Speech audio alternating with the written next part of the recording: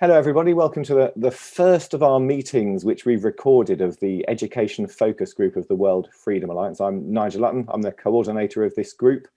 We've been discussing education for several months now, and some of our conversations have been just so amazing. I just thought it's time to start sharing our thinking with the world. So we've got people from various different parts of the world with us today. So I'm just going to start with leaping over to Phil in Thailand, who's going to start off our conversation. And we're just going to talk today about how education has contributed to the situation that we're in at the moment. And the conversation goes all over the place. So let's see where that starts us off. So over to you, Phil, in Thailand.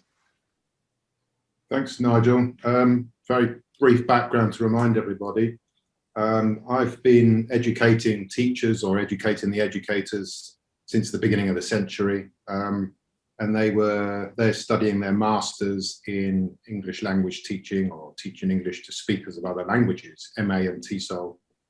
And so for 12 years, I've taught communication, all 4 language skills. So that's listening, reading, speaking, and writing.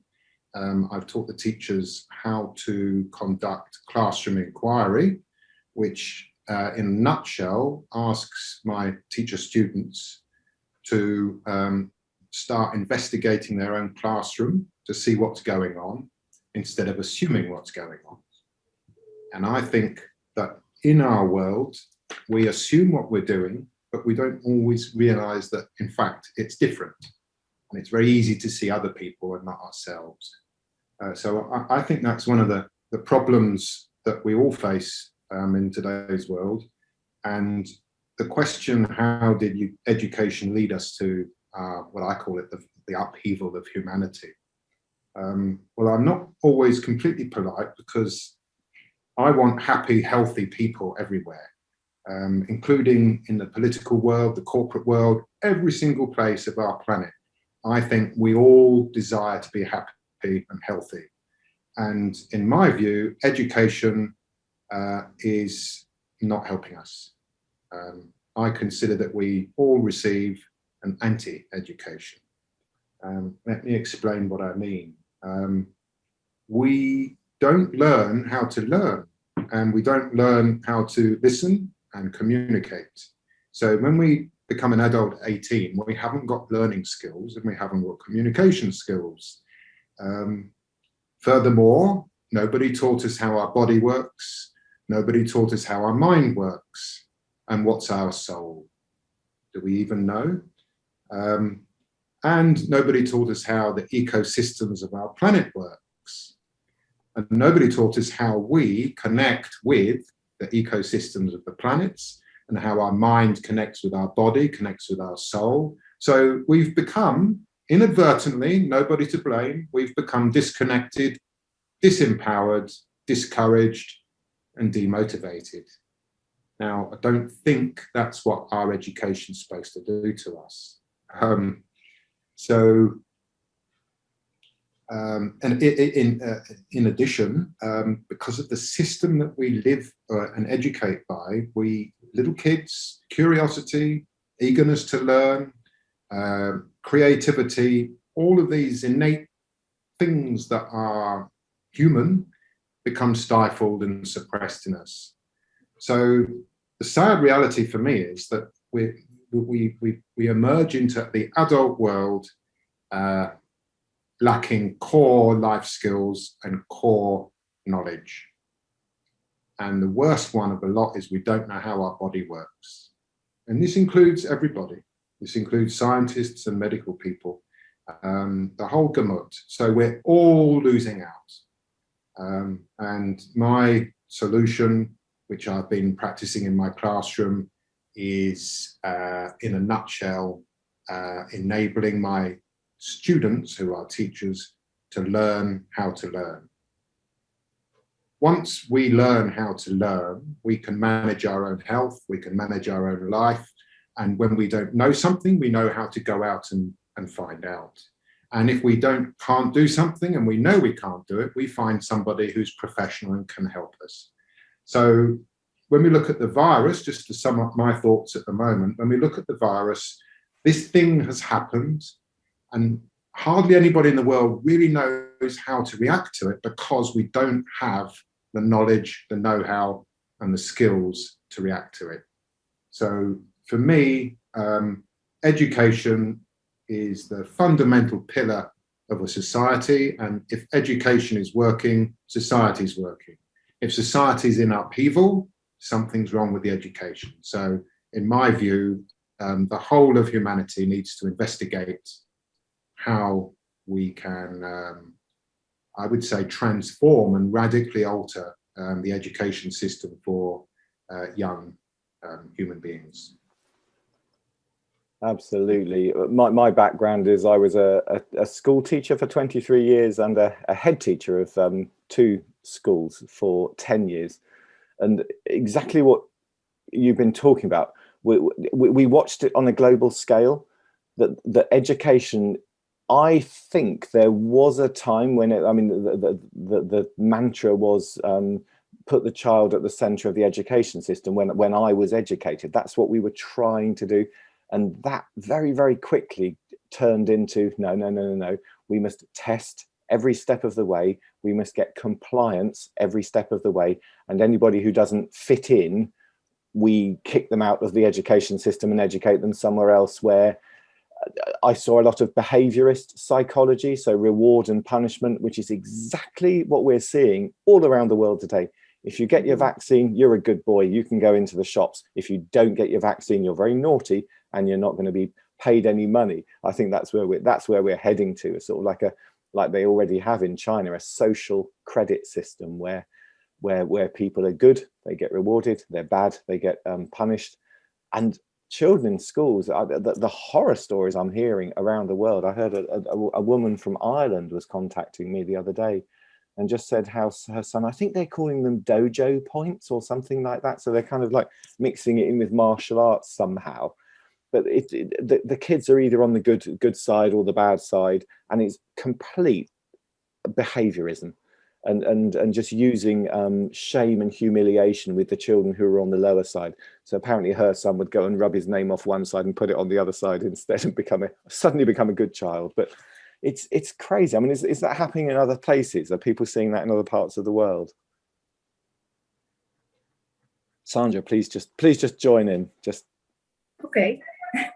So from what you and Phil are both saying, especially when Phil is stated that the problem in education is that most of the time we just assume what's going on in the classroom, or we just assume things in general. It's as if people have convened, not the people have convened that this is the right set of information or of knowledge, and we assume that this is it, and then we want to teach it to others.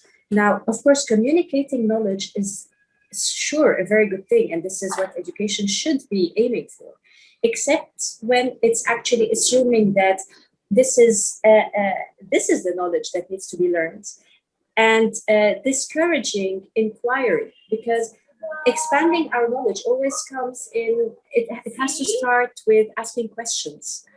When we don't have questions to ask, or we cannot ask questions, it cannot move forward. Now, I always like to go back to the time where philosophy, well, natural philosophy, the quest for knowledge or to understand the world was called natural philosophy.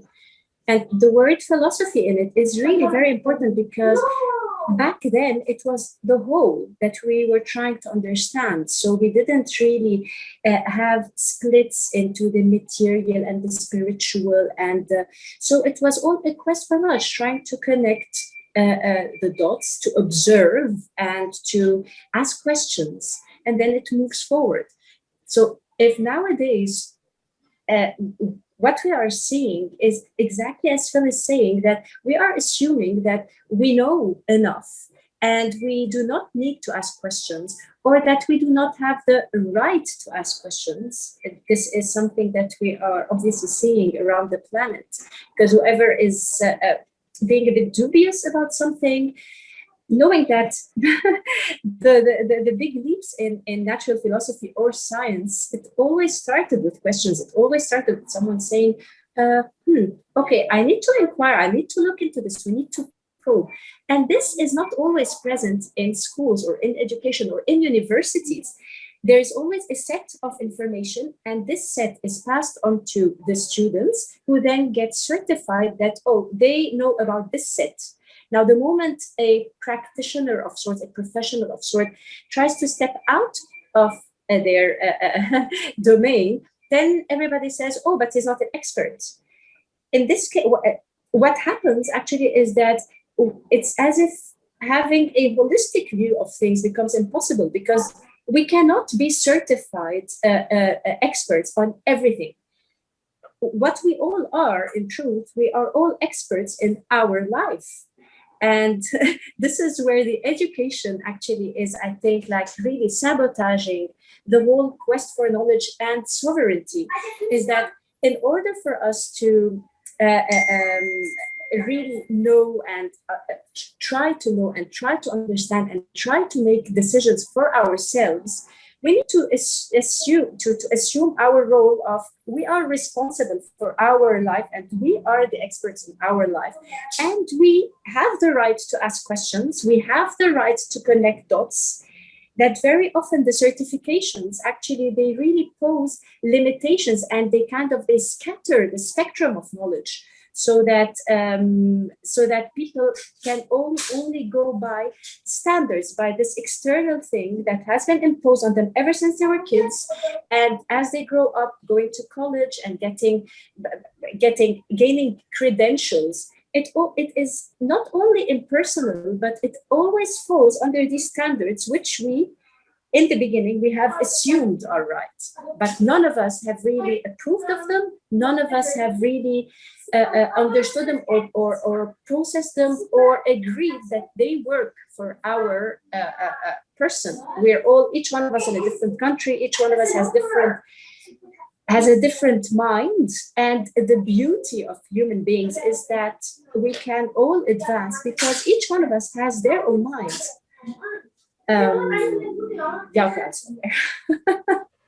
Can I just ask you, Sandra and Yasmin, actually, because you're both in the Lebanon, what happens to children who ask questions in school, challenging questions in school? What actually happens to them? May I answer this one? Please do. Actually, I wanted to basically delve deeper in what Sandra was saying. It depends on the schools, of course. It depends on the teachers. I remember one of my first job interviews about 20 years ago now. In one of them, I remember clearly that the school principal, he was offering a pretty good package at the time. And I remember he asked me specifically not to go beyond the curriculum or beyond what the textbook was saying. This is a specific program in Lebanon. It's still running today. And it's a chain of schools that is even, they have open branches in other Gulf countries. So they're extremely strict. And I remember having asked him, like, what if a student asks a question like that is not necessarily answered in the textbook? He said, you avoid it, you disregard the question, and you just stick to the book.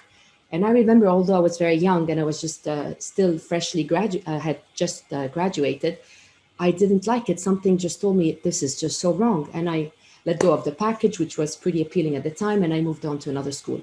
But of course, it took me many, many years to understand the degree, the extent, and the depth of the problem.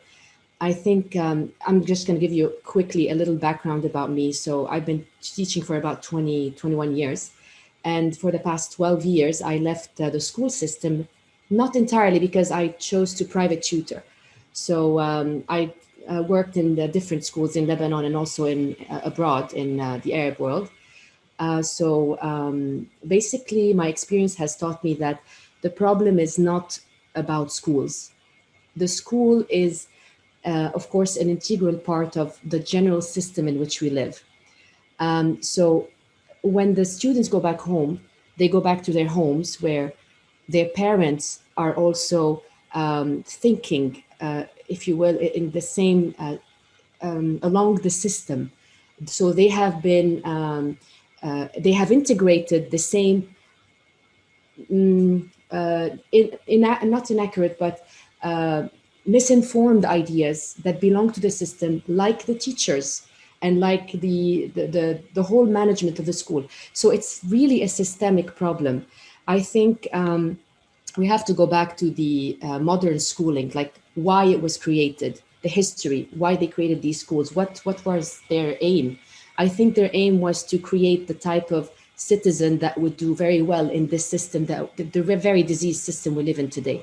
So when it comes to the textbooks, for example, in biology, or even in other, even in literature or in certain modern types of stories, like, for example, just the other day I was teaching, or one of my students had this, the theme of technology. And I remember specifically that he had a video created by IBM, which was called the Internet of Things. So I was telling myself, of course, when I saw it, I was absolutely shocked. And I told myself, this is a great opportunity to open the subject with him. So we watched the video and I had to explain. I'm sure like the way I explained it is entirely different from the way his school teacher explained it and to the rest of the classroom. So, and I told myself, imagine how many students around the world are being exposed to these kinds of ideas. And the teachers, they don't know, most of them don't know any better, or maybe they are restricted. They cannot tell them what's happening. They can't tell them the truth. They have to teach them what the curriculum is asking them to teach them. And so they are inculcating these ideas in them to become efficient citizens in this particular existing system. So we really need to, I don't know how to break the system, the whole thing, but it doesn't only start with schools. Schools, of course, are very important, but the teachers need the education, you know, the school, the principal and the whole management of the school, and the parents at home, because when they go back to their homes, the students are expected to achieve very well in all of these different subject matters. And the parents don't know how to distinguish between what is the good material being taught in school and what isn't. They rarely are interested anyway. They don't know what their children are learning in school. So the problems are very deep, and I think I really don't have the answer on how to start from the school. I think it should be done simultaneously on so many levels in society. I would like to add something to what you're saying. I don't claim to have any answers or any solutions, but I would like to point out another layer of the problem, because you did mention teachers and parents, because it's a continuum of things in our society that kind of nourish each other and have made things the way they are. So both teachers and parents are actually disempowered as individuals. The teachers in their role at school, because they are somehow trapped in their status and, you know, the I don't, whatever contract they have, the allowances they get, the whole restrictions, which are becoming crazier and crazier, especially after with COVID. But even before that, there were already a lot of things tying teachers down.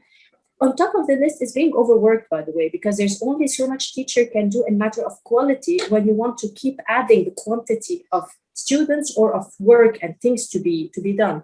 Now, the parents also have a similar problem, which is that they are also trapped and held back by, first of all, a lot to do, too much to do, because life is becoming ever so complex, and they need to work, they need to be modern people and to be active and to do, you know, all of the things. They have to be doing all of that. They have they lack confidence, and this is actually the core of the problem, which I wanted to talk about.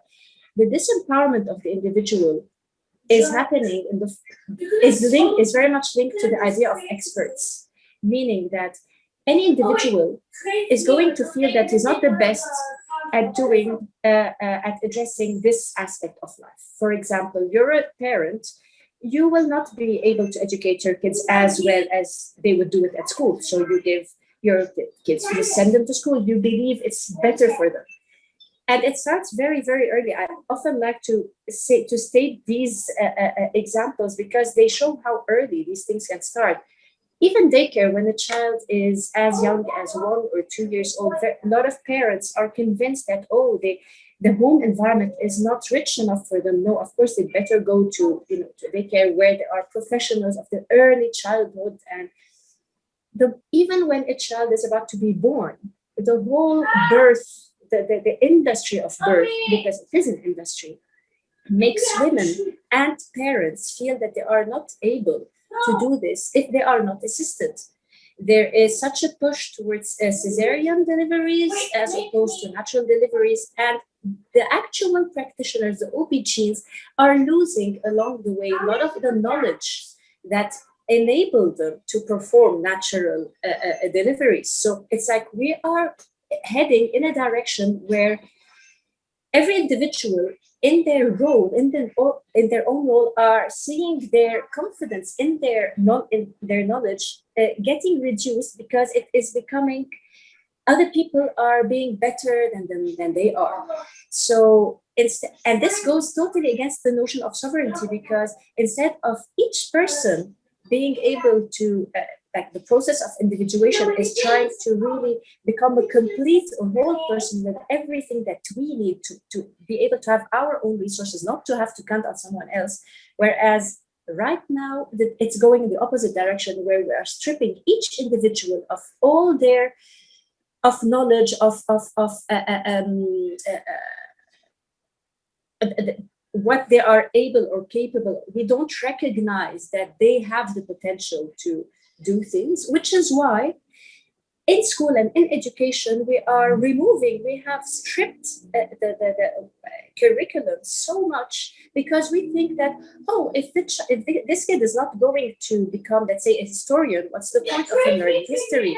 Why do they need philosophy? Let's like phase it out. Why do they? So we only want to train individuals so that they become very good at one thing, but it's very reductionist because it's not part of the whole, and a person can never become sovereign.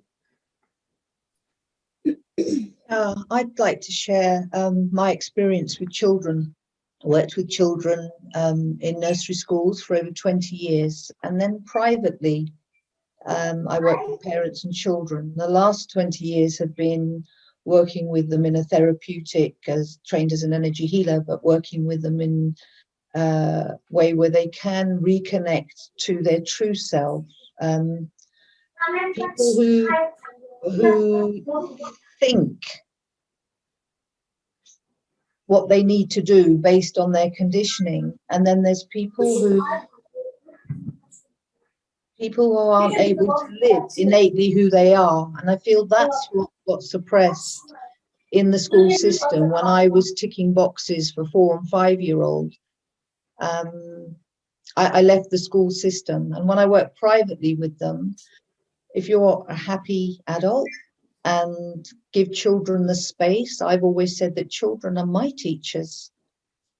What can they teach me about myself? They innately come here with a knowing, and I feel more and more parents are turning towards homeschooling now because their intuition and what the system has done to some of their older children. I've never had so many children in their teens coming to me telling me how unhappy they are at school. If we look at mental health, what's happened there? If we look at depression, if we look at the medication, this health and education system, we're creating children who are just going into pills and medication and needing therapy. And yet, if those children are just listened to and heard for who they really are, they're very inspiring. They have a lot to bring to us. And I remember from my own school years how I was always inspired. Everybody can name one teacher, 1 or 2 teachers that really inspired them. And I thought, wow, those 2, they didn't say very much. They just reflected back to me what I was good at. And that's what I've remembered since I've left school. All the other ones, it was a lot of learned stuff, regurgitating the curriculum, the system, And you feel, I mean, we're energy beings. I mean, you feel in a classroom, if the energy is lifted and children are relaxed and teachers are relaxed, then the teaching goes on a journey of its own. It's not even a teaching, it's a collective learning. So I'm really inspired in the last year by the amount of mothers who are following their gut intuition, parents following their gut intuition and taking their school children out of school, leaping into the unknown and trusting that there will be something as parents come together to give the children the space they need, and nurture them in a way to nurture their strengths and see what they have to bring to the world. So it's real times of great change, transformation and transition. But I'm so glad, because I worked in schools in the 90s. So yes, it's messy, and I think things have to get messy before they get better. But I really salute those that are having the courage to make those changes, and a lot of great people stepping forward to support that. I don't have children, but I've always cared about children and their future. So wherever I can help out, that's what brings me here. Thank you. Thank you, Kate. Can I add to what Co said? You brought up the key things, I think, Co. People know something's wrong but can't identify what it is. And we can't have a solution when we haven't accepted or discovered what the problem is. And you mentioned the word learning and you mentioned the word conditioning. The education system is all about teach and tell. It's not about learn and listen. And you mentioned learning, and your good teacher was the one that listened to you. Kids want to talk. Where's the talking in the classrooms? It's all listen, listen, listen. And of course, you can't keep attention for an hour, another hour, another hour, another term, another year, 12 years. It goes on and on and on and on. So what do we learn? If there's no attention, there's no learning. Now, for me, it's an unpalatable problem, but until we face up to it, we can't solve it. The unpalatable problem, and let's not blame anybody, is that we've all been conditioned into ignorance. And we were conditioned into ignorance because our educators and teachers were conditioned into ignorance. And they did that because they were conditioned into ignorance. And it's been going on for generation after generation after generation. Little improvements, and then we go back again. But until children are allowed to express themselves and learn, and as Yasmin said, ask questions. Don't teach the book, teach the little human beings. Stop teaching the book. The book's the basis. You know, when I was doing my training with some really good teacher trainers, they said, don't teach the lesson plan, teach the students, which means letting them speak and so on.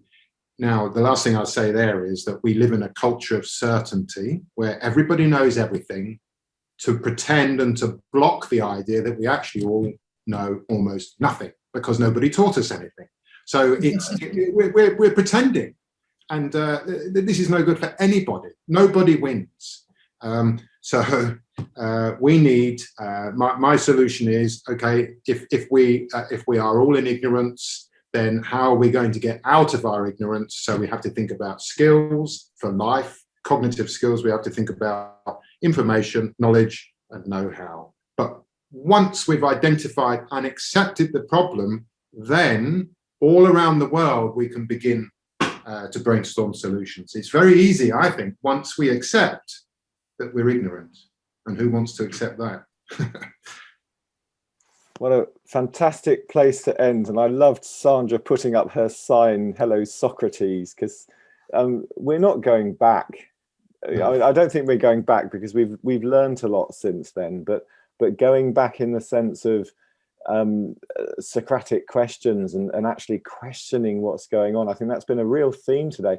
And for me, that's exactly, I'm looking out in the estate where I live here, and that's obviously not where I live behind me, but I live in quite a big estate with lots of houses around me. The majority of people are not questioning. They've not been trained to, they don't know how to. And when any of us point things out to them that question the narrative, they're so used to seeing people being punished for questioning the narrative that they're too scared to do it. So it's been a brilliant discussion today. This is going to be the first of many, and our discussions are always very profound, very thoughtful, very polite, and very intelligent. So thank you, everybody, and we will be doing more of these and sharing our great thinking with the world. So thank you to Sandra from Lebanon, Phil from Thailand, Ko from England, Yasmin from the Lebanon, and Caroline from England as well. So yeah, look forward to seeing you all very, very soon.